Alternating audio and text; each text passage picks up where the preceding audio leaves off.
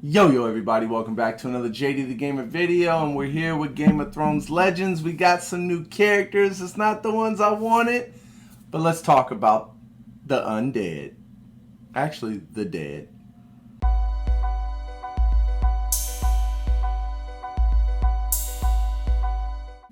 Alright, so I don't know why I said the undead. They are the dead, okay? We have some of the White Walkers and some of the Wights here. And I want to get into them a little bit because their skill set is a little interesting. I'm kind of liking the way it looks. I don't think there's a way to summon them yet. But they are in the game. You can look at them, all that good stuff. So we have a legendary character, the Ice Warden, which looks pretty cool. So his first skill is Stab of Cold. The only thing is his stamina speed is slow, so it's gonna take a while to get. But let's read through his what they do. The Warden deals 75% attack unnatural damage to all enemies, so we have an AOE with a 75% chance to inflict them with fear. So that's interesting. That's a new one. Fear delays the enemy's basic attack, preventing damage and stamina gain. So, if you strike them with fear, if they get fear, they cannot gain stamina. They can't do their basic attack. And, like, this fear might be overpowered. I don't know yet. We're going to have to see as it gets implemented to the game and it starts to do some things. But fear is interesting. The fact that you stop the stamina gain is pretty good. I can see that being very powerful in like the PvP aspect of this, because if you can AoE everybody and it's not like it's a 50 or 30% chance, 75% chance is a high probability that you're gonna land it. And that means if you get fear on all of your opponents, their whole team, nobody on their team is gaining stamina to do their moves. That's pretty intense. Now again, I think they kind of combated that a little bit by making his stamina speed slow, so he can't just constantly utilize this move, which I think is a good thing.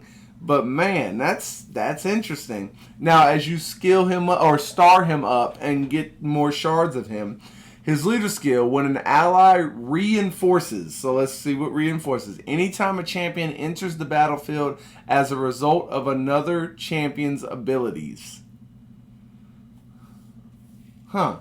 Anytime a champion enters the battlefield as a result of another champion's abilities. So what is that, like revive? So like if you revive a champion, they get back into the battlefield. So when an ally reinforces, if the Warden is your team leader, that ally is pacified for 4 turns and gains 50% stamina. Pacified renders the target unable to deal damage or use any abilities until they are struck by an enemy skill. Okay, so they can't attack. They can't do anything until somebody hits them, and then the pacification goes away. When an ally reinforces, I'm a little confused though. So what's the point of gaining 50% stamina if you can't attack? Interesting. Maybe you guys can help me out. Maybe I'm not understanding properly. Let me know down in the comment section below what you think about that. That seems a little counterproductive. Like, I'm reviving someone, they're coming back from the dead, they get 50% stamina, but they can't do anything with it because they're pacified. They can't attack, if I'm getting that right. Let's take a look at his secondary skill, Winter's Advance. The Warden is immune to ice, but begins combat with negative 15% fire resistance. When an ally reinforces, it gains stealth for 4 turns and affects the enemy team with fear. Now that's interesting. So ice teams are out the window against them, obviously, because it's part of the Ice King, the Night King. Also gets 15% fire resistance. That's pretty solid. But then when you revive someone and they get reinforced, he goes stealth, which means you can't get attacked with a single target. like a single target attack. He can still get hit with an AoE, but not a single target attack. And you inflict fear, so they're not gaining stamina for a whole turn. That's pretty solid. As you get up to level 2, allies also gain ice immunity. And then level 3, fear increased to 2 turns. Yo, we're going to have to see how this plays in the whole aspect of the actual game. But that sounds pretty strong. He sounds pretty solid.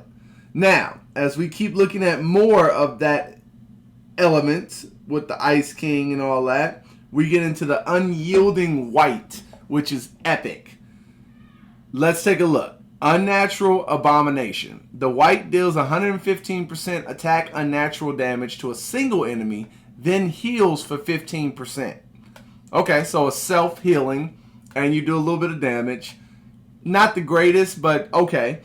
And then Undying Terror, his secondary skill. Whenever an enemy is defeated, the Wight gains Unending Horror. When the Wight is defeated, if they have Unending Horror, they revive for 20%. So as long as you keep killing someone on the enemy team, this character will get Unending Horror and revive itself for 20% of their HP, as long as you keep killing. Level 2, when the Wight revives, it deals 200% attack unnatural damage to a random enemy. That adds even more to it. So if they get revived, they can't be killed. As long as you keep killing, they get revived. They do a big damage to a random person. And in level 3, HP upon revive increased to 25% and damage increased to 225%.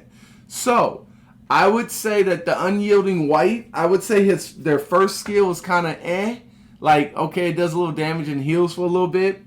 It's kind of lackluster, but the secondary skill, Undying Terror, and as you keep starring them up, now that starts to get a little interesting, because now you're doing random damage that could throw off the match. You're reviving as long as you keep killing and you keep getting Unending Horror, you can't die. Like, okay. Pretty solid. Now let's take a look at the common character, the Skeletal Wight. So, stamina speed is fast. The Wight strikes 3 random enemies for 30% natural damage. Each strike has a 60% chance to afflict that enemy with fear. So again, another first skill. Now, this one's a little different than the legendary because the stamina speed is fast. So that means that you're going to be rotating through this a lot. You have a 60% chance to hitting those 3 characters with fear every single time, which means that they don't gain any stamina. That's pretty solid. The only thing I don't like is the randomness, the random enemies. I don't like that. I don't like when it's just attack random people.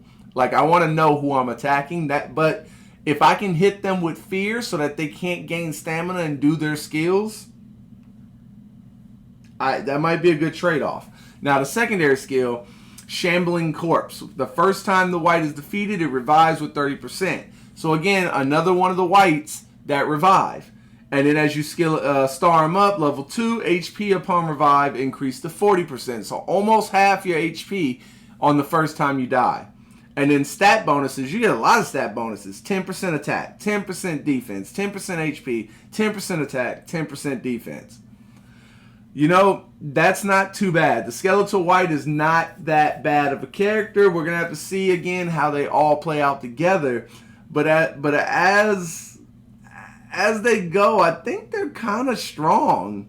They're the travel color affinity. This one's yellow. Kind of strong. We're going to have to take a look at them. They might be pretty solid. Here. Huh. Interesting. Well, there you have it, ladies and gentlemen. What do you think about the Night King's army? We got the Ice Warden, and we got a legendary, epic, and a common. The common seems pretty solid. The epic the skill is but the secondary skill sounds pretty solid. And then this legendary character, Ice Warden, sounds pretty good too. But what do you think down below? Let me know down below. Like, comment, subscribe, all that good stuff. We're currently at 923 subscribers, pushing forward towards that 1,000. We got to do some damage here, though, if we're going to get that 1,000 before the end of the year so that we can get that giveaway. So tell everybody you know, JD's here. He's making videos. Go ahead and support. Until next time, man, it's your boy JD, and I'm out this thing, baby. Peace.